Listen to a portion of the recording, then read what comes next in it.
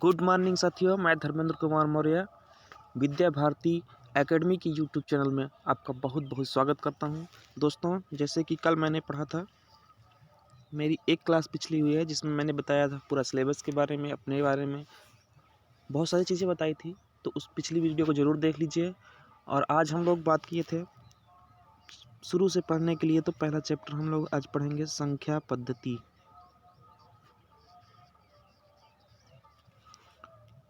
संख्या पद्धति संख्या पद्धति जिसमें हम लोग पढ़ेंगे, इंग्लिश में कहते हैं नंबर सिस्टम, NUM।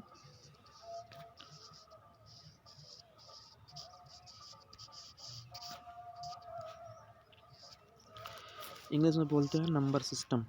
तो मैं सबसे पहले आपसे पूछना चाहूँगा, आप क्या जानते हैं संख्या पद्धति के बारे में? क्या जानते हैं? सबसे पहले संख्या पद्धति के बारे में छोड़िए, आप बताइए संख्या के बारे में क्या जानते हैं? आप संख्या के बारे में क्या जानते हैं? मैं आपसे पूछना चाहूँगा, इसमें से संख्या कौन सी है? आप इसमें संख्या और अंक को छाटिए। संख्या और अंक को छाटिए। जैसे मैंने लिख दिया 1, 11, 8, 25 और मैंने लिख दिया 100 लिख दिया। इसमें से आप अंक को छाट के लिख दीजिए अलग, और इसमें से आप संख्या को छाट कर लिखिए अलग। अंक को छाट कर लिखिए अलग, संख्या को छाट के लिखिए अलग। इन्हीं संख्याओं में से आप हमको बताइए, इसमें से अंक कौन से हैं, अंक कौन से हैं और संख्या कौन से हैं। तब हम समझ जाएंगे कि आप अंक और संख्या के बारे में अच्छे से जानते हैं। तो कुछ बच्चे कहेंगे सर सभी संख्याएं हैं, कुछ बच्चे कह देंगे भाई सभी अंक हैं। लेकिन अंक और संख्या में आज आप अंतर समझ लीजिए। अंक जो होते हैं वो 0, 1, 2, 3, 4, 5, 6, 7, 8, 9 और 10 होते हैं। सॉरी, 10 नहीं होते, बस इतने ही होते हैं। फिर इसके बाद अंकों में 0 चला जाता है। तो कुल मिला के ये जो 10 हैं, कुल मिला के ये जो 10 हैं, यही जो होते हैं आपके अंक होते हैं। सिर्फ आपके अंक कितने हैं? 1, 2, 3, 4, 5, 6, 7, 8, 9 और 10। तो आपसे प्रश्न एग्जाम में कई बार पूछा गया है, अलग अलग छोटे एग्जामों में, कि अंक कितने होते हैं, या अंक कितने होते हैं। तो अंक आपके कितने होते हैं? अंक कितने होते हैं? अंक कितने होते हैं? कितने अंक होते हैं कुल आपके? अंक 10 होते हैं, ना कि 9 होते हैं। बहुत लोग 9 लगा देते हैं, जो जानते भी रहते हैं 9 लगा के चले जाते हैं, 0 को हटा देते हैं। तो आपको पूरे 9 लगाने हैं। अब संख्या क्या है? संख्या के बारे में आप बताइए सर। तो संख्या जो है, संख्या जो होती है वो 10, 11, 12, 13 डैश डैश, बहुत सारे, जितना अनंत तक जो भी इसके बाद आएंगी 9 के पास सारी जो होंगी वो क्या होंगी? वो संख्याएं होंगी। वो क्या होंगी? संख्याएं होंगी, नंबर होंगी। देखिए क्यों क्यों संख्या होंगी? क्योंकि दो अंक मिल रहे हैं, दो अंक मिलकर, या दो से दो या दो से अधिक अंक मिलकर क्या बनाएंगे? एक संख्या बनाती हैं। मतलब कि जो सिंगल आते हैं 1, 2, 3, 0 करके, वो सभी क्या होते हैं? अंक होते हैं। बाकी के बाकी क्या होते हैं? शून्य होते हैं। बाकी के बाकी क्या होते हैं? नंबर होते हैं, संख्या होते हैं, जिसको हिंदी में कहते हैं संख्या। अब सब हो गया ये चीज़। अब हम लोग जानेंगे, चलिए ना, संख्या। संख्या सबसे पहले ऊपर हेडिंग डाल लीजिए संख्या, नंबर ऊपर हेडिंग डाल लीजिए संख्या। संख्या नंबर, नंबर। चलिए, तो संख्या जो होती है कितने प्रकार की होती है? 2 प्रकार की होती है। संख्याएँ कितने प्रकार की होती हैं? 2 प्रकार की होती हैं। संख्याएँ कितने प्रकार की होती हैं? 2 प्रकार की होती हैं संख्याएँ। पहला तो हम लोग यहाँ लिखेंगे संख्याएँ कौन-कौन सी? संख्याएँ कौन-कौन सी? एक तो सम्मिश्र संख्या। 1 मिनट, ऐसे नहीं, आप लोग ऐसे समझ नहीं पाओगे, इसको हटा देते हैं पहले।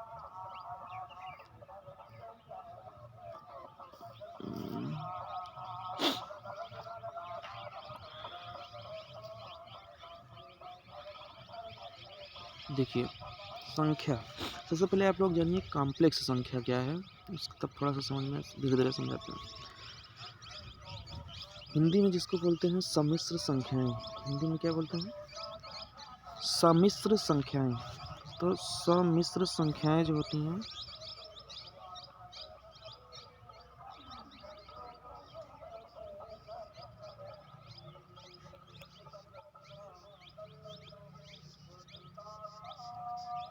सम्मिश्र संख्या क्या होती है, जिसको इंग्लिश में बोलते हैं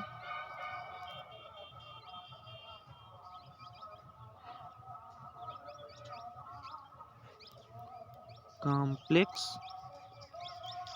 नंबर। क्या बोलते हैं? इंग्लिश में बोलते हैं कॉम्प्लेक्स नंबर, सम्मिश्र संख्याएं। कॉम्प्लेक्स नंबर जो होते हैं ये आपके कितने होते हैं? सबसे पहले संख्याओं के बारे में अच्छे से हम लोग जानेंगे एक-एक करके। अब कॉम्प्लेक्स नंबर के परिभाषा थोड़ा सा हम आप लोग बता देते हैं। कॉम्प्लेक्स नंबर, तो कॉम्प्लेक्स नंबर जो होती है वास्तविक संख्या, उसकी परिभाषा आप लिखेंगे जो होती है वास्तविक संख्या।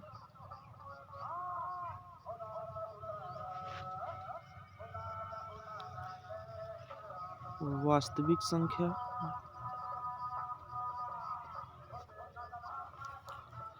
और प्लस काल्पनिक संख्या। काल्पनिक संख्या, वास्तविक संख्या प्लस काल्पनिक संख्या मिलकर क्या बनाते हैं? सम्मिश्र संख्या बनाते हैं। वास्तविक संख्या और काल्पनिक संख्या मिलकर जो बनाते हैं, प्लस जो बीच में लगा इसका मतलब मिलकर क्या बनाते हैं? आपका सम्मिश्र संख्याएं बनाते हैं। तो कॉम्प्लेक्स नंबर का परिभाषा क्या हुआ? कॉम्प्लेक्स नंबर व सम्मिश्र संख्याएं। देखिए सम्मिश्र से समझ में आया, मिश्र हुआ है, उसमें उसमें मिला हुआ है। इसका मतलब है कि वास्तविक संख्या और काल्पनिक संख्या दोनों मिलकर जो है सम्मिश्र संख्याओं का निर्माण करती हैं। सम्मिश्र संख्याएं, सम्मिश्र संख्याएं कितने प्रकार की होती हैं? आप ऐसे भी कह सकते हैं वास्तविक संख्या और काल्पनिक संख्या। अब देखिए इसके आगे वास्तविक संख्या जो है हमारी, ये भी 2 प्रकार की होती है। वास्तविक संख्याएं जो होती हैं हमारी, ये कितने प्रकार की होती हैं? ये भी 2 प्रकार की होती हैं। कौन कौन सी? नंबर 1 हम लोग लिखेंगे, नंबर 1 हम लोग लिखेंगे, आप जानते भी होंगे, परिमेय संख्या। परिमेय संख्या। और नंबर 2 आप लिखेंगे अपरिमेय संख्या। अपरिमेय संख्या, ठीक है। अपरिमेय संख्या, परिमेय संख्या, अपरिमेय संख्या, ठीक है। परिमेय संख्या, अपरिमेय संख्या, थोड़ा सा देखते हैं इसके बारे में, जानते हैं परिमेय संख्या और अपरिमेय संख्या के बारे में। अब परिमेय संख्या के बारे में यहाँ थोड़ा सा लिख लो, जिसे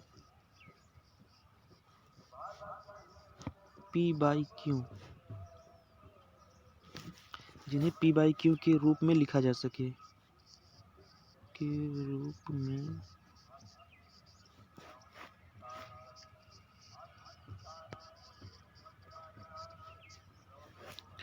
लिखा जा सके,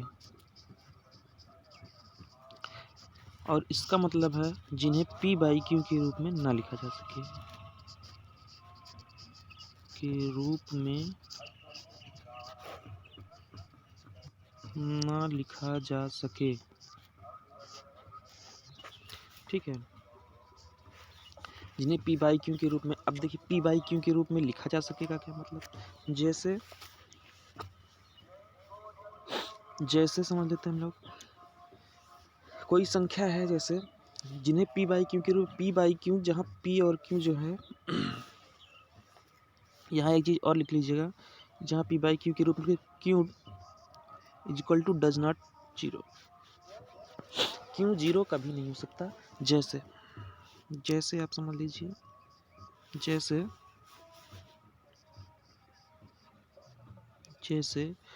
3, 5, 10, 8/3 √9।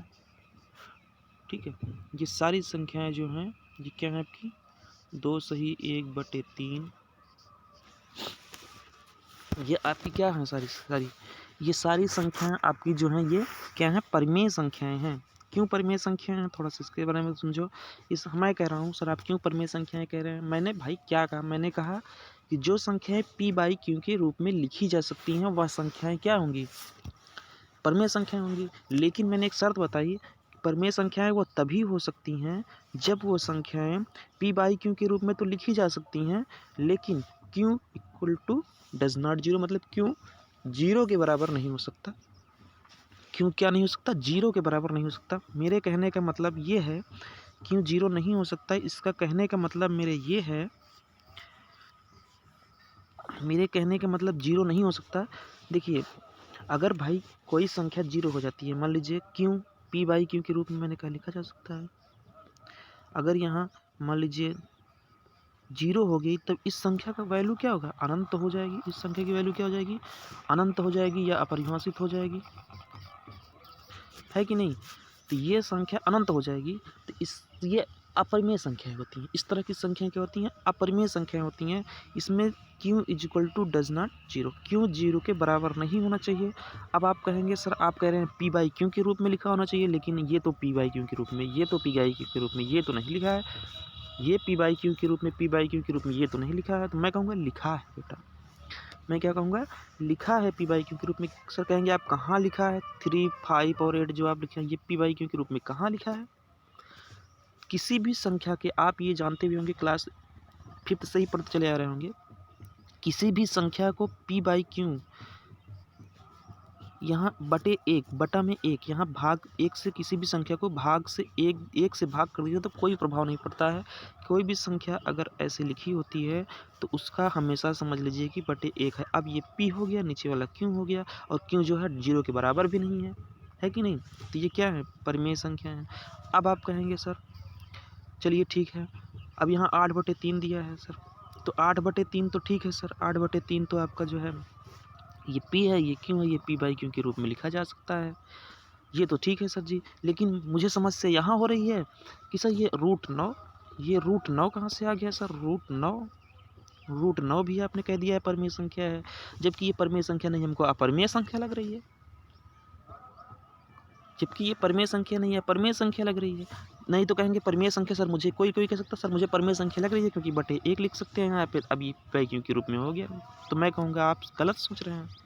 क्यों गलत सोच रहे हैं, क्योंकि पी बाई क्यू के रूप में लिखने का मतलब है कि वह संख्या रूट, करड़ी या किसी भी वर्गमूल घनमूल के अंदर नहीं होना चाहिए। उसमें एक भी अंक जो है रूट, करड़ी या घनमूल कुछ भी किसी के अंदर नहीं होना चाहिए। वह हमेशा चर संख्या होनी चाहिए, और चर में वो करड़ी रूट के अंदर नहीं होनी चाहिए। तो इसके लिए देखिए मैंने अंडर √9 लिखा है। मैंने क्या लिखा है, √9। तो √9 को हम लोग क्या लिख सकते हैं, 9 को 3 × 3, ये कैसे आया सर, तो ये ऐसे आया, 9 को हम लोग तोड़ेंगे तो 3 से तोड़ेंगे, 3 3 का 9, 3 का 3 में भाग देंगे 3 आएगा, क्योंकि 3 3 9 होता है, फिर 3 से देंगे तो ये 1, ये 3 × 3 लिखे हैं हमने। अब देखिए आप कहेंगे सर हाँ ठीक है, ये तो ठीक है, तो 3 का स्क्वायर हुआ, और इसका मतलब क्या होता है, वर्गमूल। वर्गमूल में 2 के जोड़े बनते हैं, एक जोड़ा बाहर आ जाता है 3। तो इसलिए अब बताइए, अब ये क्या है, अब आप कहेंगे सर ये तो अब लग रहा है सर आप जिसने बताया बटे 1 करके, अब मान लेंगे पी बाई क्यू के रूप में ये है, अब तो ये लग रहा है, हाँ है कि नहीं। अब मैंने कहा सर ठीक है ये तो आप ठीक बताए, लेकिन आपने वहीं एक जगह सर ऐसा भी बताया है कि 3 सही 1/5 भी कह रहे हैं आप। इस तरह की संख्याएं भी क्या हैं, परिमेय संख्या हैं। ये भी परिमेय संख्या है सर, परिमेय संख्या है। आप कह रहे हैं ये भी परिमेय संख्या, जबकि मुझे ये तो अपरिमेय संख्या, ये तो पी बाई क्यू और बटे में पता नहीं क्या ये सही में लग गया है। तो बेटा आप जानते हैं इसको हम लोग ऐसे भी तो लिख सकते हैं 3 + 1/5, ठीक है। अब बटे 1 मान लेते हैं इसको, नीचे का क्या लेते हैं, लासा लेते हैं। 1 और 5 का लासा क्या होता है, 5 होता है। 1 से 5 में भाग देते हैं, 5 आता है। ऊपर की जो संख्या होती है उसका गुणा करा देते हैं, बीच में प्लस है प्लस लिख देते हैं। 5 का 5 में भाग देंगे 1 आएगा, गुणे ऊपर जो होता है उसका क्या करता है, गुणा करा देते हैं। इतनी तो छोटी सी चीज़, इसलिए मैं थोड़ा सा यहाँ फास्ट बता दे रहा हूँ। अब देखिए, अब क्या करते हैं, यहाँ 5 का गुणा करते हैं। 5 का गुणा 3 में करेंगे, 15 आएगा। 1 का 1 में 5, और ठीक है, तो यहाँ प्लस होगा तो ये 16 हो जाएगा। बट आप बताइए आप क्या लग रहा है, पी बाई क्यू के रूप में लग रहा है आपको कि नहीं। अब ये पी बाई क्यू के रूप में है, तो इसलिए इसको जब हम लोग एग्जामिनर जो होता है ऐसे ही फंसाता है बच्चों को। बच्चे तो पढ़ के जाते हैं कि हाँ परिमेय अपरिमेय थोड़ा सा क्या है, लेकिन वो एग्जामिनर ऐसे ही क्वेश्चन कर देगा। क्वेश्चन कैसे करेगा एग्जामिनर, थोड़ा सा यहाँ ये भी हम लोग समझ लेते हैं इस परिमेय संख्या से क्वेश्चन किस प्रकार से करेगा एग्जामिनर आप लोगों को फंसाने के लिए। देखिए क्वेश्चन करेगा वो कैसे, क्वेश्चन क्या करेगा, क्वेश्चन इस तरह से करेगा।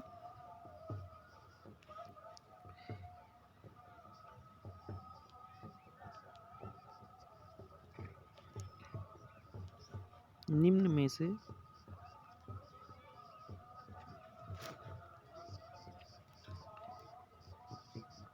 परिमेय संख्या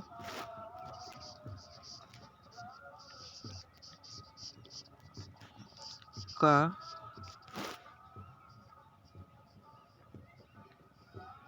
पता लगाइए, निम्न में से परिमेय संख्या का पता लगाइए।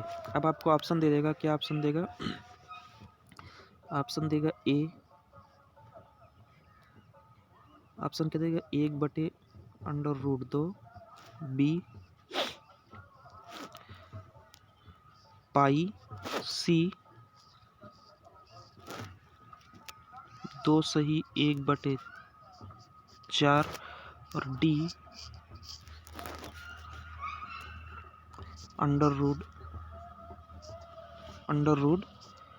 √18। अब आपको इसमें से पूछेगा निम्न में से परिमेय संख्या का पता लगाइए, और ऐसा नहीं है कि एग्जाम में नहीं आता, बहुत बार एग्जाम में आया है, बहुत बार। ये नहीं कि छोटी परीक्षा में, बड़े बड़े एग्जामों में भी ऐसे ही कंफ्यूज करने के लिए ये निम्न में से परिमेय संख्या का पता लगाइए ऐसे कह के दे देता है। कई बच्चे गलत करके आ जाते हैं, मैं ये सच कह रहा हूँ, आप मेरी बात मानिए। तो अब इसमें से आप बिल्कुल, अगर आपको जानकारी नहीं है, थोड़ा बहुत जानकारी है तो काम नहीं चलेगा, क्योंकि आपको पता है कि पी बाई क्यू के रूप में लिखा जा सकता है। तो पी बाई क्यू 1/√2 देखे तो आप इसको पी मान लेंगे, ऐसा देख लिए तो आप क्या करेंगे, आप इसको पी मान लेंगे, आप इसको क्या करेंगे, पी मान लेंगे, और इसको क्यों मान लेंगे। तो आप कहेंगे ये तो पी बाई क्यू के रूप में है, अब पता लगे, यही बहुत लोग टिक करके आ जाएंगे। और इसमें तो कहेंगे और ये तो पी बाई क्यू के रूप में दिख नहीं रहा है, और ये भी तो पी बाई क्यू के रूप में नहीं, पता नहीं क्या ये लग गया है, ये भी तो पी बाई क्यू के रूप में नहीं दिख रहा है, ये भी गलत है, इसका मतलब आंसर यही है। यही लगा के टिक करके चले जाएंगे। बाद में जब आंसर किया, अरे यार मैंने तो सही किया था, ये तो गलत हो गया, आंसर की ही गलत आई है। नहीं, गलत वो नहीं, गलत आप हैं, जबकि आंसर ये होना चाहिए। आप इसको समझ नहीं पाए, आपको अच्छी जानकारी नहीं थी, आप इसको टिक करके आ गए, जबकि आंसर ये नहीं होना चाहिए था। आंसर आप इसको समझ बैठे हैं। एग्जामिनर अपनी जगह सही है, एग्जामिनर आपको जो फंसाना चाहता था वो फंसा लिया। एग्जामिनर का जो उद्देश्य था, जिस उद्देश्य से इस क्वेश्चन को बनाया था उसने, वो सफल रहा, आप फेल हो गए। तो सही जानकारी होनी चाहिए, इसलिए मैं आप इसको विस्तार से सारे तरीके से, जितने तरीके से होता है। और एक जगह कन्फ्यूज़न होती है बच्चों को, क्या कन्फ्यूज़न होती है वो भी थोड़ा सा हम लोग जानेंगे यहाँ पे। बहुत लोग कहते हैं पाई, पाई जो होता है परिमेय संख्या होता है, सॉरी अपरिमेय होता है। पाई जो होती है, 1 मिनट इसको मिटाना ही पड़ेगा। पाई जो होती है अपरिमेय होती है, अपरिमेय संख्या। पाई क्या होती है? अपरिमेय संख्या होती है पाई। और इसी पाई का मान आप जानते हो 22/7 होगा। तो बहुत लोग पाई जो परिमेय संख्या होता है समझते तो हैं पाई अपरिमेय संख्या होता है, लेकिन पाई को अपरिमेय संख्या जानते हुए भी जब 22/7 आता है तो वो इसको भी अपरिमेय संख्या मान लेते हैं। वो इसको भी अपरिमेय संख्या क्या करते हैं? मान लेते हैं। इसको मान लेते हैं कि ये अपरिमेय संख्या है। क्यों? क्योंकि पाई को वो जानते हैं कि अपरिमेय संख्या है और पाई का मान 22/7 होता है, इसलिए ये भी अपरिमेय संख्या होती होगी। भाई कोई भी बच्चा समझ सकता है, अगर पाई अगर अपरिमेय संख्या है तो यही समझेगा वो कि 22/7 भी अपरिमेय संख्या होती होगी, क्योंकि ये पाई का ही तो मान है। लेकिन गलत है, आप ये गलत है। क्यों गलत है? क्योंकि पाई जो है अपरिमेय संख्या नहीं, परिमेय संख्या है। पाई क्या है? परिमेय संख्या है। पाई का मान जो होता है 22/7 ये परिमेय संख्या है, बल्कि परिमेय संख्या जो है 22/7 है। अपरिमेय संख्या बल्कि क्या है? पाई है। अब यहाँ एक चीज़ और आप समझिए, देखिए मैंने क्या कहा? चर और अचर। चर और अचर के बारे में आप जानते होंगे, मुझे इतनी ज़्यादा जानकारी नहीं है बताने की। फिलहाल एक बार मैं थोड़ा सा बताऊंगा। चर संख्याएं 1 2 3 4 5 ऐसे डैश डैश बहुत सारी संख्याएं हैं जो अनंत तक जो संख्याएं आती हैं। और अचर ABCDE, ठीक है, F, ये जितने भी अचर होते हैं या फिर कुछ और भी हो, जरूरी नहीं है AB हो और CD हो, इसी के साथ ABCDE हो, 4 संख्याएं हो। अचर संख्याएं जितनी भी होती हैं सारी की सारी क्या होती हैं? अचर संख्याएं। यहाँ लिख लीजिए, नोट करते चलिए। अचर जितनी भी संख्याएं होती हैं और चर जितनी संख्याएं होती हैं, चर जितनी भी संख्याएं होती हैं सभी, चर जितनी भी संख्याएं होती हैं वो सभी जो है नहीं हो सकती परिमेय संख्याएं। लेकिन अचर जो होती हैं, अचर जो होती हैं वो सभी अपरिमेय संख्याएं होती हैं। सभी अचर संख्याएं अपरिमेय संख्या होती हैं, जबकि सभी चर संख्याएं अपरिमेय संख्या नहीं हो सकती। इस शब्द को क्यों नहीं हो सकती? आप कहेंगे क्यों नहीं हो सकती? अचर तो मैंने बता दिया कि ABC होते हैं, सभी ये सब अचर होते हैं। ABCD ये सभी की सभी आपके अपरिमेय संख्याएं होंगी, लेकिन सभी चर संख्याएं इसलिए परिमेय संख्या नहीं होती क्योंकि चर संख्याओं में ही तो ये भी आया था। अभी आपका जो मैंने √8 दिया था, चर संख्याओं में √2 भी तो है, ये भी तो चर ही है, ये भी तो चर ही है। तो ये सभी चर संख्याएं परिमेय संख्या नहीं हो सकती, लेकिन सभी अचर संख्याएं अपरिमेय संख्या जरूर हो सकती हैं। तो आपसे प्रश्न इस तरह से पूछा जाएगा एग्जाम में। कैसे क्वेश्चन कैसे करेगा? क्वेश्चन रहेगा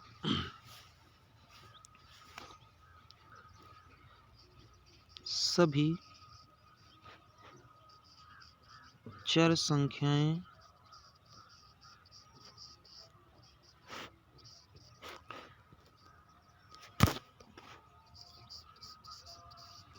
परिमेय संख्या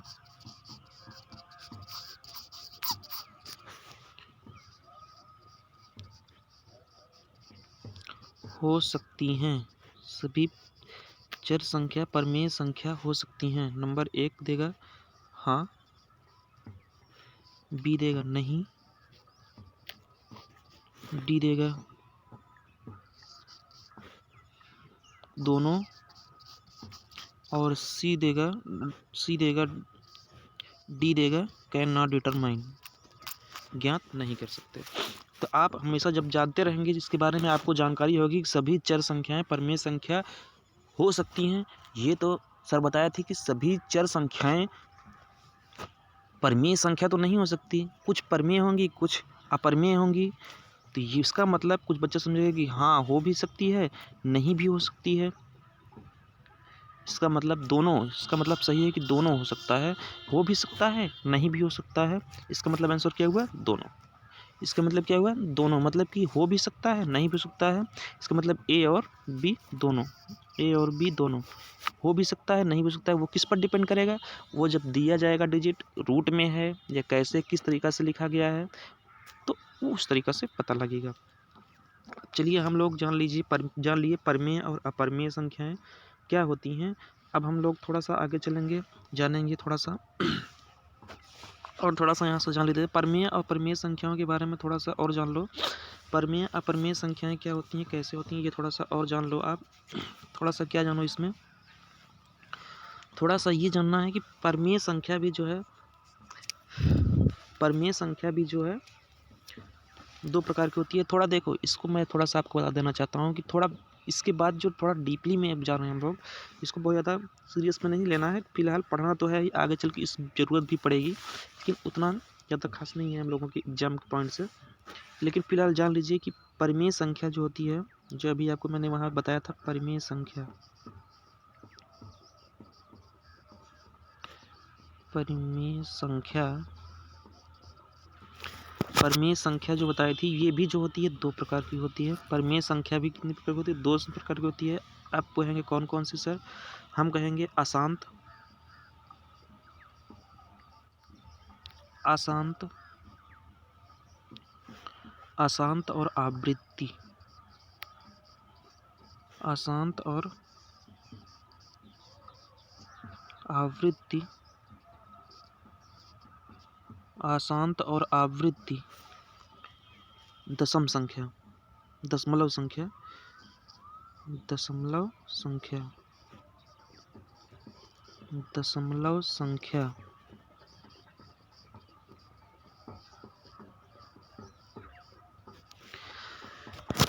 दूसरा नंबर का क्या होता है, शांत दशमलव संख्या, ठीक है, शांत दशमलव संख्या। तो कितनी होती हैं, अशांत और आवृत्ति दशमलव संख्या, शांत दशमलव संख्या, दो होती हैं। परिमेय संख्याएं दो होती हैं। अब आप समझने की थोड़ा सा यहाँ समझ लीजिए। अशांत और आवृत्ति दशमलव संख्या मतलब वह संख्याएं, वह संख्याएं, यहाँ जैसे देखिए मैं थोड़ा उदाहरण लेके समझा देता हूँ कैसे अशांत और आवृत्त संख्याएं कैसे और कौन। जैसे आप लिख लेते हैं 1/3, ये तो आप कहेंगे कि नहीं कि पी बाई क्यू के रूप में परिमेय संख्या है कि नहीं। मैंने परिमेय संख्या के पार्ट्स बता रहा हूँ, मैं परिमेय संख्या के बारे में बता रहा हूँ। मतलब परिमेय संख्या दो प्रकार की होती हैं, इसका मतलब कि ये परिमेय संख्या तो होनी ही होनी चाहिए दोनों। भाई किसी संख्या, जैसे मैं तुम्हारे बारे में बता रहा हूँ, तो तुम्हारे बारे में अगर बता रहा हूँ तो इसका मतलब कि जो भी बात बताऊँगा मैं तुम्हारे से रिलेटेड तो जरूर होना चाहिए। तुम्हारे या तो गुण से मैच करना चाहिए, या तो तुम्हारे बिहेवियर से मैच करना चाहिए, या तुम्हारे खाने पीने से मैच करना चाहिए। जो बताऊँ तुम्हारे बारे में ही बता रहा हूँ, तो कुछ ना कुछ चीज़ें तो तुमसे मैच करनी ही चाहिए। तो वैसे ही इसमें परिमेय संख्या के बारे में अगर मैं बता रहा हूँ, तो जितनी भी चीज़ें बताऊँगा वो परिमेय संख्या के बारे में तो ही ज़रूर बताऊँगा, लेकिन उससे कुछ अलग। क्या वो उसके उसके कुछ गुण हैं, जैसे तुम्हारे कुछ गुण हैं कि तुम टीवी ज़्यादा देखते हो, पढ़ाई ज़्यादा अच्छा कर लेते हो, एग्जाम अच्छा क्वालिफाई कर लेते हो, किसी से अच्छा बात कर लेते हो। तो वैसे इसके भी गुण हैं, इसके गुणों के आधार पर दो भागों में इसको हम डिवाइड कर देते हैं। जैसे कि अशांत और आवृत्ति। अशांत मतलब आप समझ रहे हैं कि कभी शांत ना होने वाला, अशांत ही रहता है। आवृत्ति मतलब ये समझ रहे हो बार बार दोहराने वाला, है कि नहीं। अशांत और आवृत्ति, इसका मतलब कि वह अशांत होगा और बार बार वही आवृत्ति करके, मतलब जैसे आप कोई चीज़ बार बार करने का मन करता है, बहुत अच्छा लगता है तो बार बार करता है, उसी प्रकार से ये भी अशांत होगा और आवृत्ति होगी। लेकिन कब होगी आवृत्ति, दशमलव संख्या के बाद। तो देखिए, जैसे 1/3 को आप डिवाइड करेंगे, 1/3 को 3 से 1 में भाग देंगे, दशमलव बढ़ाएंगे, यहाँ 0 लिख लेंगे, हो गया कि नहीं। दशमलव बढ़ाएंगे, यहाँ 0 लिख लेंगे, दशमलव बढ़ा के क्या करेंगे, 0 लिख लेंगे। अब भाग देंगे, 3 बार जाएगा तो 9 हो जाएगा, घटा देंगे यहाँ से तो 1 बचेगा, फिर से दशमलव बढ़ा लेंगे, फिर से वही बात। अब आप ऐसे ही करते चले जाएंगे तो ये बार लग जाता है, मतलब ये शांत नहीं होने वाला है। तो इस तरह की परिमेय संख्याओं को हम लोग क्या कहते हैं, अशांत और आवृत्ति दशमलव संख्या। अब देखिए, अब हम यहाँ एक चीज़ और जो पढ़े थे, यहाँ हम लोग पढ़े थे अशांत दशमलव संख्या। यहाँ हम क्या पढ़े थे, अशांत दशमलव संख्या, मतलब कि ये तो अशांत दशमलव संख्या और यहाँ शांत दशमलव संख्या। अब देखिए यहाँ क्या होगा, यहाँ शांत दशमलव संख्या जैसे हम लोग दे दिए 1/2,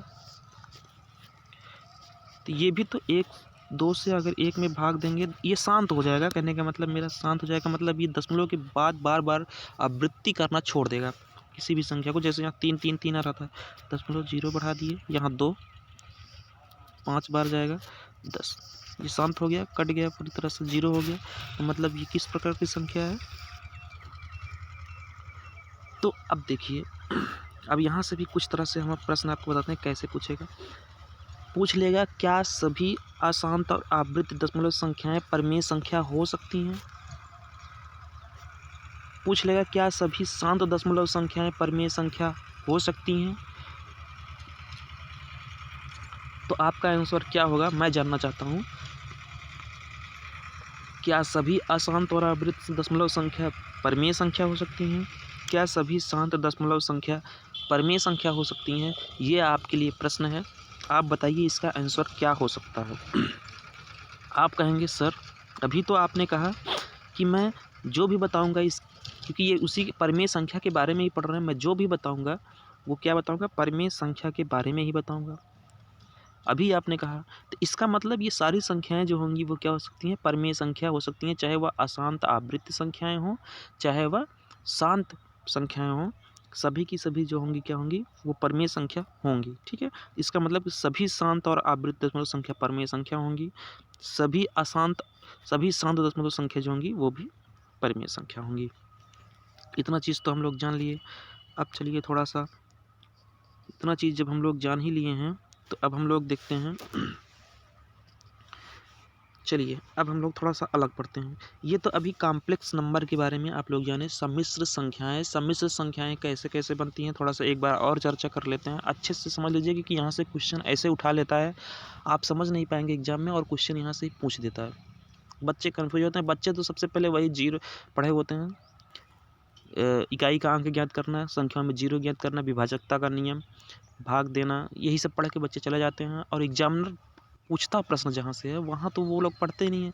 एग्जामिनर जानता है कि आप लोग ये लैंग्वेज वाली जो प्रश्न होती हैं, ये लैंग्वेज वाला संख्या पद्धति में जो होता है आप छोड़ देते हैं और प्रश्न वहीं से उठाता है। जब आपको पता ही नहीं है परिमेय संख्याएं कौन कौन सी हो सकती हैं, अपरिमेय संख्याएं कौन कौन सी हो सकती हैं, तो आप क्या बताएंगे।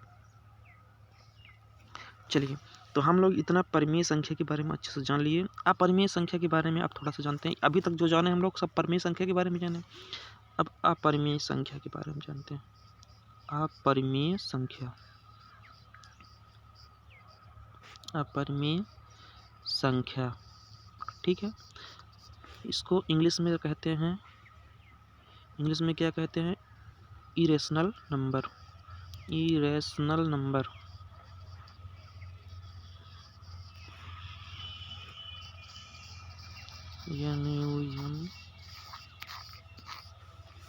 इसको कहते हैं अरेशनल नंबर, इनरेशनल नंबर।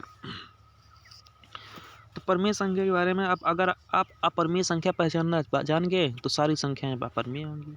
परिमेय संख्या पहचान ले रहे हैं तो जो भी बचेंगी 4 ऑप्शन में वो सारी की सारी संख्याएं आपकी अपरिमेय संख्या होंगी। जैसे मैंने कहा कि रूट में संख्याएं हो लेकिन उनका पूर्ण वर्गमूल ना बने या पूर्ण घनमूल ना बने, जैसे √2।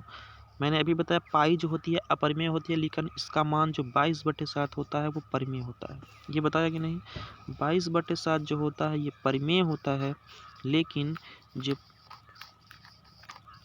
पाई होता है ये अपरिमेय होता है, अपरिमेय होता है।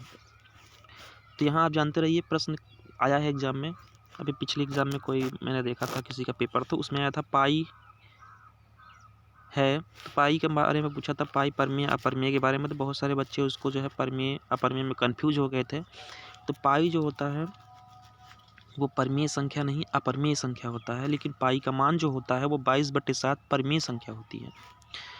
ठीक है, और बाकी जो भी हों जैसे कि 1/√2, 1/√10, ऐसी संख्याएं जो होंगी वो सारी की सारी परिमेय संख्या अपरिमेय संख्याएं होंगी। जो अचर संख्याएं होंगी वो सभी की सभी क्या होंगी, अपरिमेय संख्या। मैंने अभी बताया कि सभी अचर संख्याएं अपरिमेय संख्या ही होंगी, लेकिन सभी चर संख्याएं परिमेय संख्या नहीं हो सकती। इसके बारे में मैंने अभी बताया आपको ऊपर। अब हम लोग बिल्कुल अलग चलते हैं, जानते हैं पूर्णांक क्या चीज़ होता है। पूर्णांक यहाँ डाल लीजिए हेडिंग पूर्णांक, थोड़ा सा पूर्णांक के बारे में जानेंगे। पूर्णांक,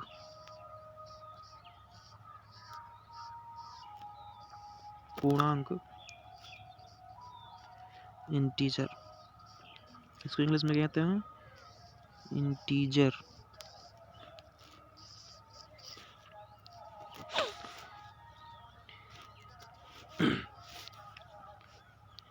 पूर्णांक के बारे में जानते हैं। आप बताइए, आप पूर्णांक के बारे में क्या जानते हैं? आप पूर्णांक के बारे में क्या जानते हैं और कितना जानते हैं? सबसे पहले तो आप बताइए, आप पूर्णांक क्या समझते हैं, पूर्णांक क्या चीज़ है? तो फिर मैं अपने हिसाब से बताऊं। पूर्णांक के बारे में आप जितना जानते हैं उतना बता दीजिए। पूर्णांक के बारे में आपको जितनी जानकारी है आप अपनी तरफ से बता दीजिए, फिर उसके बाद मैं बताता हूँ पूर्णांक क्या चीज़ होता है। ठीक है। पूर्णांक के बारे में आपको जो जानकारी है, पूर्णांक के बारे में आप ये जानते हैं वो जानते हैं सर हम, तो ये आप बता दीजिए पूर्णांक के बारे में आप क्या जानते हैं।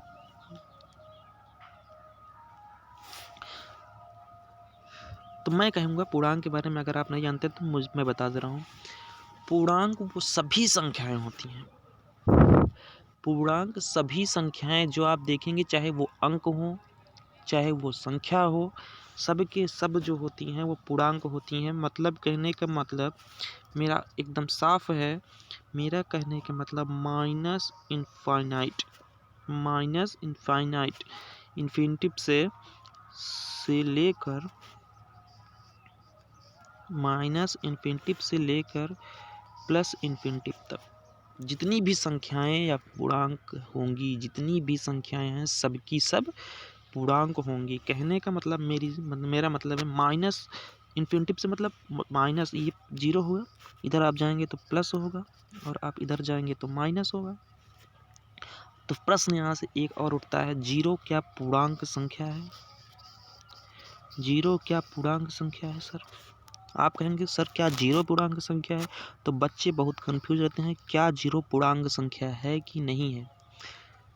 तो अब मैं क्या कह रहा हूँ, माइनस जीरो से लेकर प्लस माइनस इन्फिनिटिव से लेकर प्लस इन्फिनिटिव के बीच में ही तो जीरो आता है। माइनस इधर से चलेंगे यहाँ तो इधर माइनस से कम होते हैं, -3 -4, तो यहाँ एक जीरो आएगा, फिर +1 जाएंगे +2, तो ये भी तो उसी में रहता है। इसका मतलब जीरो भी क्या होगा, जीरो भी क्या होता है, एक पूर्णांक होता है। तो आज से आप जान लीजिए कि जीरो भी पूर्णांक होता है। अब देखिए पूर्णांक, जैसे मैं आपसे पूछूं पूर्णांक कौन सा है, पूर्णांक कौन सा है, पूर्णांक कौन सा है, पूर्णांक बताइए इसमें आप। पूर्णांक -1/2, 8/7, 3/2 और 4/2 में। अब इसमें आप बताइए पूर्णांक कौन सा है, देखते हैं कौन बता पाता है इसमें पूर्णांक कौन सा है। पूर्णांक कौन सा है आप बताइए, इसमें पूर्णांक कौन सा है। तो इसमें कुछ लोग कहेंगे सर पूर्णांक इसमें तो माइनस इन्फिनिटिव से आप बताए हैं प्लस इन्फिनिटिव तक, इसमें तो माइनस में एक ये दिख रहा है और बाकी सब प्लस में है। जहाँ कुछ नहीं लिखा है वहाँ प्लस होता है, ये तो आप जानते ही होंगे, बताने की जरूरत नहीं है। कहेंगे सर ये तो बहुत अजीब है। तो पूर्णांक का मतलब ये नहीं कि 0.5 या 2.5 या 8.5, ये सब पूर्णांक नहीं है, ये सब पूर्णांक नहीं है। पूर्णांक एक वास्तविक संख्या, मतलब पूर्णांक एक पूर्ण संख्या होनी चाहिए। पूर्ण मतलब पूर्णांक, पूर्ण संख्या होनी चाहिए, पूर्णांक होती है। चलिए देख लीजिए, थोड़ा सा समझिए। तो ये तो नहीं, ये तो नहीं, ये तो इसको भाग देंगे 2 दूनी 4, ये क्या है, पूर्णांक है। ठीक है, ये क्या है, पूर्णांक है। चलिए थोड़ा सा और आगे चलते हैं। पूर्णांक के बारे में आप लोग यहाँ से नोट कर लीजिए। पूर्णांक के बारे में एक बार बता दे रहा हूँ, अपनी कॉपी पर नोट कर लीजिए परिभाषा के रूप में। माइनस इन्फिनिटिव से प्लस इन्फिनिटिव तक की सभी संख्याएं, लिख लीजिए, माइनस अनंत से प्लस अनंत तक की सभी संख्याएं पूर्णांक होती हैं। माइनस इन्फिनिटिव से प्लस इन्फिनिटिव तक, माइनस अनंत से प्लस अनंत तक जितनी भी संख्याएं होती हैं सभी की सभी क्या होती हैं, पूर्णांक संख्या होती हैं। अब चलिए देख लीजिए पूर्णांक।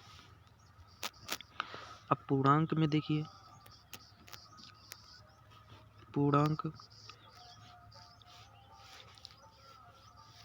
पूर्णांक के बारे में मैं 3 चीज़ें आपको बताने वाला हूँ। पूर्णांक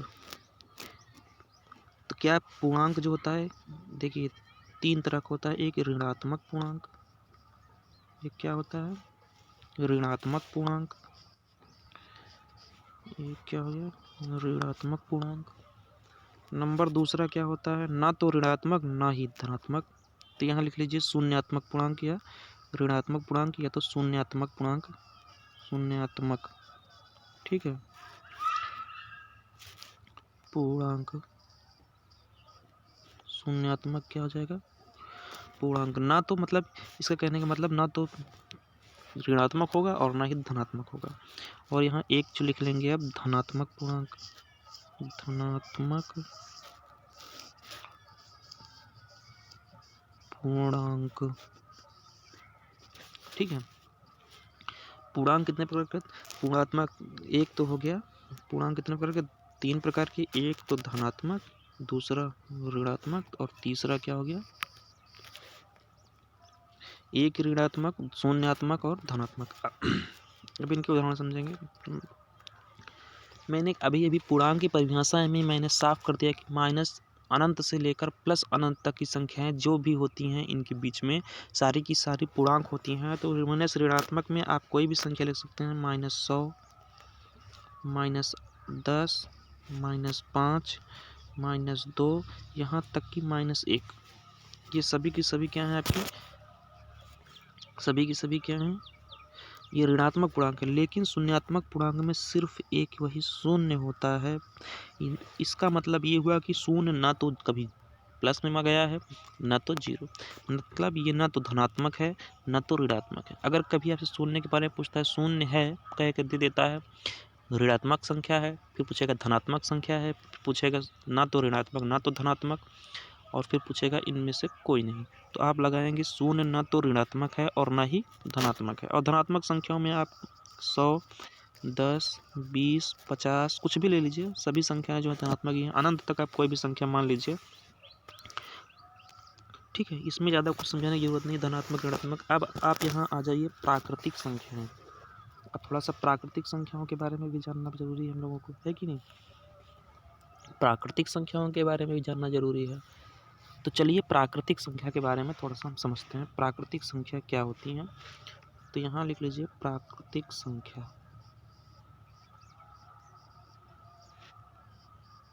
प्राकृतिक संख्या। चलिए प्राकृतिक संख्या के बारे में समझो। प्राकृतिक संख्याएं जो होती हैं, जीरो को छोड़कर से सभी धनात्मक संख्याएं। मतलब कि अगर हम जीरो को निकाल दें, 1, 2, 3, 4, 5, 6, 7, 8 और 9 अनंत तक आप चले जाइए, ऐसे ही कितनी संख्याएं हों, लेकिन इस जीरो को ना लिया जाए। इस जीरो को ना लिया जाए कहने का मतलब, अगर हम इस जीरो को हटा देते हैं, आप भी मिटा दीजिए, ऐसे ऐसे मिटा दीजिए, जैसे मैंने मिटा दिया ऐसे आप भी अपनी कॉपी से मिटा दीजिए, ठीक है। मिटा दीजिए भाई, फाड़ना नहीं है, मिटाना है वहाँ से, ठीक है। फाड़ के मत निकाल दीजिएगा, आप भी मिटा दीजिए मेरी तरफ। अब ये संख्याएं क्या हो गई? सभी की सभी प्राकृतिक संख्याएं हो गई। ये कौन सी संख्या हो गई? ये सभी की संख्याएं जो हैं प्राकृतिक संख्याएं हो गई आपकी। मतलब अभी हमने पढ़ा पूर्णांक। पूर्णांक में 3 होते हैं। पूर्णांक में कौन कौन से? एक तो ऋणात्मक पूर्णांक होता है, एक तो शून्यात्मक पूर्णांक होता है और एक धनात्मक पूर्णांक होता है। और वही जो धनात्मक पूर्णांक होते हैं, वही जो धनात्मक पूर्णांक होते हैं, उन्हीं धनात्मक पूर्णांकों में अगर शून्य हटा दिया जाए, शून्य को छोड़कर सभी जो धनात्मक संख्याएं, जो भी धनात्मक संख्या होती है, शून्य को केवल निकाल दिया जाए, तो जो भी धनात्मक संख्याएं अनंत तक होंगी, वो सभी की सभी संख्याएं क्या होंगी? प्राकृतिक संख्याएं होंगी। तो आप इसकी प्राकृतिक संख्या, नेचुरल नंबर इसको इंग्लिश में बोलते हैं, इंग्लिश वाले लिख लीजिएगा natural number. Natural number, natural number English वाले आप लिख लीजिएगा, इसको नेचुरल नंबर कहते हैं। तो एक बार इसकी परिभाषा और हमारे साथ बोलिए। प्राकृतिक संख्या जो होती है, क्या होती है? प्राकृतिक संख्याएं वे संख्याएं हैं जो धनात्मक पूर्णांक संख्याओं में से शून्य को हटा देने के बाद प्राप्त होती हैं। या आप ऐसे लिख सकते हैं, जीरो को छोड़कर से सभी धनात्मक संख्याएं प्राकृतिक संख्याएं होती हैं। जैसे कि 1 2 3 4 5 अनंत तक ऐसे ही आप चले जाइए, शून्य को लेकिन मत लीजिए उसमें। तो क्या हो जाएंगी, सभी संख्याएं क्या हो जाएंगी, प्राकृतिक संख्याएं हो जाएंगी। चलिए आगे चलते हैं हम लोग। अब जानते हैं थोड़ा सा पूर्ण संख्याएं क्या चीज़ होती हैं। पूर्ण संख्या, पूर्ण संख्या, पूर्ण संख्या के बारे में थोड़ा सा जान लीजिए। पूर्ण संख्याएं क्या होती हैं ये जानिए थोड़ा सा। प्राकृतिक संख्या और पूर्ण संख्या में थोड़ा सा अंतर भी जानेंगे। यहाँ एक तरफ लिख लीजिए प्राकृतिक संख्या, फिर से प्राकृतिक संख्या। एकदम कन्फ्यूजन दूर हो जाना चाहिए मेरी तरफ से, तो बिल्कुल कन्फ्यूजन नहीं होना चाहिए। अगर आपको फिर भी कन्फ्यूजन रहता है तो आप कमेंट बॉक्स में हमें कमेंट करके बताइएगा। उस टॉपिक पर हम फिर से चर्चा करेंगे और उससे बेहतर चर्चा करने का प्रयास करेंगे, जिससे कि आपको आसानी से समझ में आ जाए। ठीक है, अगर यहाँ कन्फ्यूज़न रहेगा, आपको संख्या में ही पहले से कन्फ्यूज़न रहेगी, तो आप आगे के मैथ को कैसे हल कर सकेंगे। जब आप आगे अच्छे से इस समय पढ़े रहेंगे तो आगे इस तरह के कोई भी प्रश्न पूछे जाएंगे, जैसे प्राकृतिक क्रम प्राकृतिक संख्याएं पूछता है ना, कहेंगे आगे चल के क्रमिक प्राकृतिक संख्याओं का योग ज्ञात कीजिए। तो क्रमिक प्राकृतिक संख्याएं ही आप नहीं जानते, आप जीरो को भी जोड़ रहे हैं उसमें, तो ऐसे नहीं काम चलेगा ना। आप अच्छे से पढ़े रहेंगे तभी तो काम आएगा। अब देखिए पूर्ण संख्या और प्राकृतिक संख्या, मैंने प्राकृतिक संख्या में बता दिया कि जीरो को छोड़कर सभी धनात्मक संख्याएं जो होती हैं वो क्या होती हैं, प्राकृतिक संख्याएं होती हैं। मतलब जीरो इसमें हमने नहीं लिया है। अब वहीं होल नंबर, इसको होल नंबर बोलते हैं, पूरा इंग्लिश में लिख लीजिए WHOLE, होल नंबर। इसको होल नंबर बोलते हैं, इसको नेचुरल नंबर बोलते हैं। तो जीरो को भी यदि शामिल कर लिया जाएगा, जीरो को भी यदि प्राकृतिक संख्याओं के साथ शामिल कर लिया, मतलब प्लस जीरो जोड़ दिया जाए, जीरो को भी अगर शामिल कर लिया जाए, कहने का मतलब जीरो को भी अगर शामिल कर लिया जाए इसमें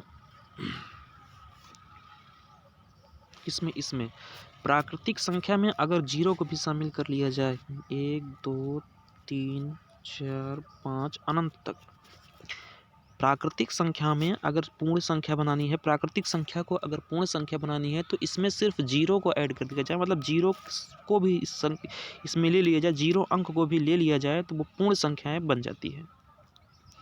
ठीक है, अगर पूर्ण संख्या आपको पता करना है तो प्राकृतिक संख्या अगर आपको पता है तो उसमें आप जीरो लगा दीजिए, तो सभी संख्याएं पूर्ण संख्या हो जाएगी। पूर्ण संख्या का मतलब भी आपको समझ में कि पूर्ण होनी चाहिए, उसमें कुछ भी हटा नहीं, कुछ भी निकाला नहीं जा सकता। इसका मतलब कि प्राकृतिक संख्या में आप जीरो को शामिल कीजिए, तभी वो संख्याएं पूर्ण बन पाएंगी, नहीं तो वो पूर्ण संख्या नहीं है, वो केवल प्राकृतिक संख्याएं हैं। चलिए अब देखते हैं थोड़ा सा और। अब आपसे पूछ लिया अगर प्रथम n पूर्ण संख्या का योग बताइए, प्रथम n पूर्ण संख्या का योग, प्रथम n पूर्ण संख्या का योग। फार्मूला लिख लीजिए, अभी यहीं से लिख लीजिए, आगे चल के फिर से हम इसको जानेंगे, लेकिन यहीं से थोड़ा सा एक बार लिख लीजिए। प्रथम n प्राकृतिक संख्या, प्रथम n पूर्ण संख्या का योग क्या होगा, तो आप जानते हैं n-1 और n/2, इसको आप लिख लीजिए। प्रथम n पूर्ण संख्या का योग जो होता है, प्रथम n, ठीक है, प्रथम n पूर्ण संख्या का योग क्या होता है, n-1 और n/2। बस इतना आप अभी यहाँ लिख के चलिए, इसके बारे में जब हम आएगा समय तो अच्छे से बताएंगे, तब आप इसको समझ जाएंगे मैंने यहाँ इसको क्यों लिखवाया था। ठीक है, चलिए अब हम लोग आगे की तरफ चलते हैं। थोड़ा सा सोच रहे हैं हम इसको, थोड़ा सा 2 दिन लग जाएगा हमको लग रहा है इसको समझाने में आप लोगों को। फिलहाल हम लोग धीरे धीरे तब भी समझेंगे, कोई जल्दबाजी नहीं है। हम लोग अब देखेंगे थोड़ा सा सम और विषम संख्या के बारे में जान लेंगे, सम और विषम। ठीक है, सम और विषम संख्या के बारे में थोड़ा सा जानेंगे यहाँ पे, सम और विषम। तो सम संख्या, सम और विषम, मैं थोड़ा सा इसको ऐसे ही बता दूंगा, सभी लोग इसमें जानते हैं, इसमें बहुत ज़्यादा कुछ बताने की ज़रूरत नहीं है, मैं इसे थोड़ा सा बता दूंगा। ठीक है, इसको बोलते हैं इवन नंबर, इवन नंबर, इसको बोलते हैं ऑड नंबर, ऑड नंबर। सम संख्याएं वे सभी संख्या होती हैं जो 2 से पूरी तरह विभाजित हो जाएं, सम संख्याएं कहलाती हैं।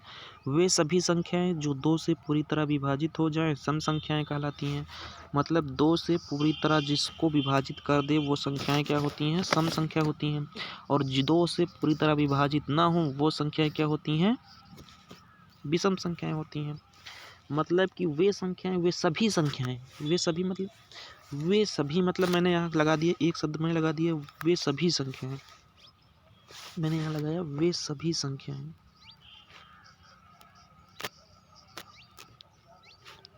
वे सभी संख्याएं, सभी का मतलब यहाँ मेरे आप समझिएगा, यहाँ मैं क्या करना चाहता हूँ। अच्छा, मैं पहले आपसे एक प्रश्न पूछता हूँ, आप बताइए आप क्या जानते हैं इसके बारे में। क्या विषम संख्याएं या सम संख्याएं या विषम संख्याएं, आप चाहे जो मान लीजिए, क्या सम संख्याएं और विषम संख्याएं ऋणात्मक संख्याएं हो सकती हैं? मतलब ऋणात्मक जैसे -2, -8, -16, क्या ये सम संख्याएं हो सकती हैं? सम संख्या हो सकती है, सम संख्या हो सकती है। मैं आपसे पूछ रहा हूँ, आप बताइए, आप अगर जानते हैं क्या सम संख्याएं या फिर विषम ही संख्याएं क्या ऋणात्मक संख्याएं हो सकती हैं? जैसे -3, -11, -17, ये सम संख्याएं या विषम संख्याएं ऋणात्मक में हो सकती हैं या नहीं हो सकती हैं? मैं यही जानना चाहता हूँ। आप कहेंगे सर आपने क्या कहा, मैंने आपके लैंग्वेज पर ध्यान दिया, मेरे हर एक लैंग्वेज पर ध्यान दीजिएगा, मैं जो बोलूँगा लैंग्वेज एकदम लैंग्वेज पर ध्यान दीजिएगा। मैंने कहा वे सभी संख्याएं जो 2 से विभाजित हो जाएं। मतलब सर आप कह रहे हैं वे सभी संख्याएं होनी चाहिए, मतलब आप ये तो नहीं कह रहे हैं कि ऋणात्मक या धनात्मक। मैंने तो ये नहीं लगाया कि ऋणात्मक संख्याएं वे सिर्फ ऋणात्मक संख्याएं या फिर वे सिर्फ धनात्मक संख्याएं जो 2 से पूर्ण विभाजित हो जाएं। मैंने तो सिर्फ इतना कहा कि वे सभी संख्याएं जो 2 से पूर्णतः विभाजित हो जाएं। कौन सी संख्याएं होंगी? कौन सी संख्याएं होंगी जो 2 से पूर्णतः विभाजित हो जाएंगी? सर वो तो होंगी सम संख्याएं। लेकिन वे सभी संख्याएं, तो इसका मतलब वे सभी में तो सर ऋणात्मक भी आता है, इसका मतलब ऋणात्मक भी होता है सर। तो वे सभी संख्याएं जो 2 से पूर्णतः विभाजित हो जाएं क्या होती हैं? सम संख्या होती है। सम संख्या कौन कौन से? -8, -2, और यहाँ 2 भी हो सकता है, 10 भी हो सकता है, 100 भी हो सकता है, अनंत, जो 2 से पूर्णतः विभाजित हों।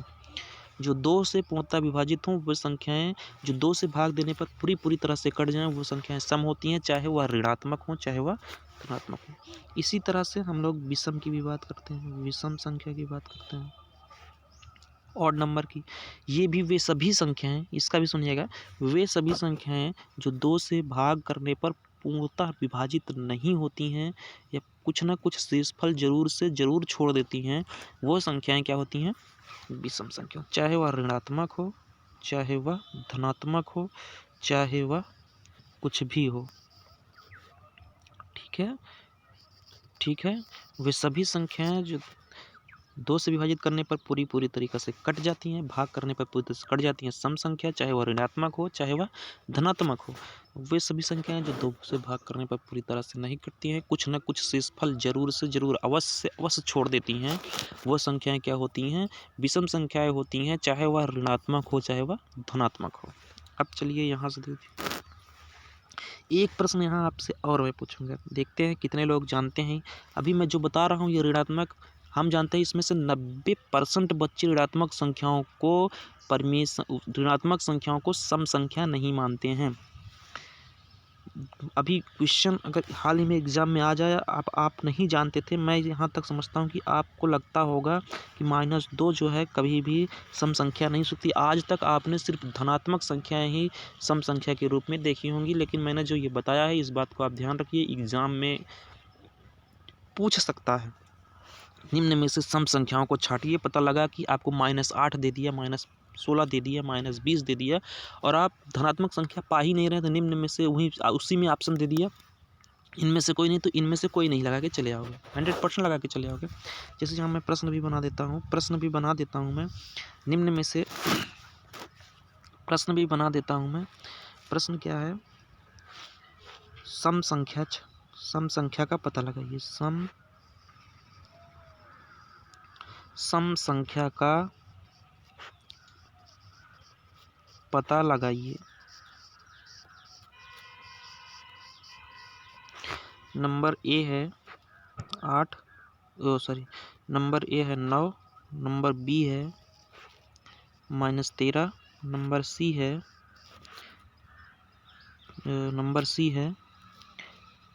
-17, नंबर डी है -20। 1 मिनट, सॉरी।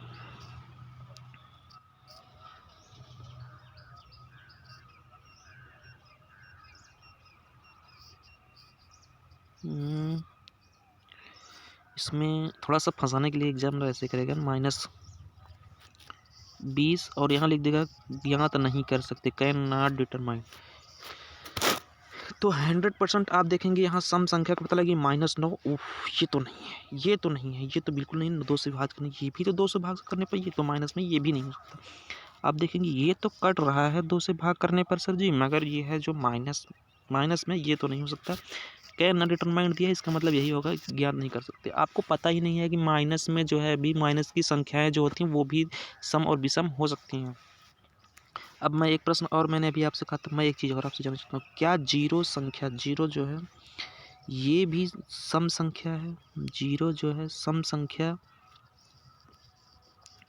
है या नहीं? 2 में से आपको टिक करना, ये जीरो है या नहीं, या आप ज्ञात नहीं कर सकते, या फिर आप ज्ञात नहीं कर सकते, इसमें अंतर नहीं निकाल सकते कि क्या है कि नहीं है। आप इसमें कन्फ्यूज़न है। 2-3 ऑप्शन आपके पास हैं। जीरो जो होता है वो सम संख्या होती है या नहीं, बताइए। बताइए कि आप इसमें सम संख्या जीरो होती है कि नहीं। तो मैंने जो कहा है लैंग्वेज पर मेरे ध्यान दिया करिए। लैंग्वेज में मैंने कहा वे सभी संख्याएं जो 2 से भाग करने पर पूरी तरह से विभाजित हो जाएं, वे संख्याएं क्या होती हैं।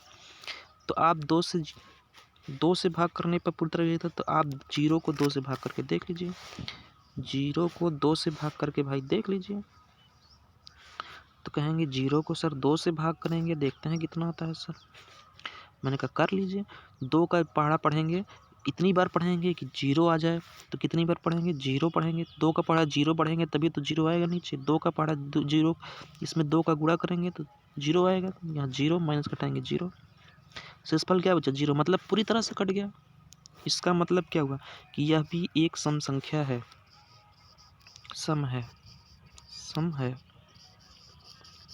अब आप समझ लीजिए, अब आपकी कन्फ्यूज़न मेरे हिसाब से पूरा दूर हो गया होगा। वे सभी संख्याएं, चाहे वह माइनस हो चाहे वह धनात्मक हो, सभी संख्याएं जो 2 से पूर्णतः विभाजित हो जाएंगी, वह पूरा से कट जाएंगी, तो वह सम संख्या होंगी। और साथ में सम संख्या जीरो भी होती है, क्योंकि 2 से भाग करने पर जीरो भी पूरी तरह से कट जाता है।